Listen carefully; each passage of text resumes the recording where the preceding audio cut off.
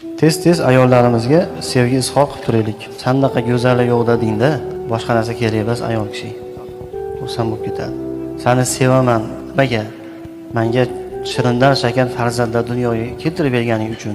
Sandaqasi men uchun yo'q deb qo'yingda, osmonga uchib ketadi. Ayol kishiga bundan ortiq narsa kerak emas. Payg'ambar alayhisalom Oysha onamizni erkalatib turardi. Erkak kishi ikkita vazifani bajarish kerak oilada. Birinchisi moddiy vazifa, ikkinchisi ma'naviy. Hammasini hikmati bor o'zimda deydi. Moddiy ma'naviyat deb erkak kishi erkak sifatida oilani boshlig'i sifatida hamma moddiy ta'minot qilib qo'yish kerak. Mahar, ayolini yeyishi, ichishi, nafaqasi, kiyimi, uy-joyi. Ikkinchi erkakning majburiyati ma'naviy majburiyat. Ayoliga mehr berish, muhabbat berish, qalbini ochish. Ayollarimizni o'shaning uchun azizlar yaxshi ko'raylik. Rasululloh Oysha onamizni yaxshi ko'rgandaqa, Hadija onamizni yaxshi ko'rgandaqa yaxshi ko'raylik.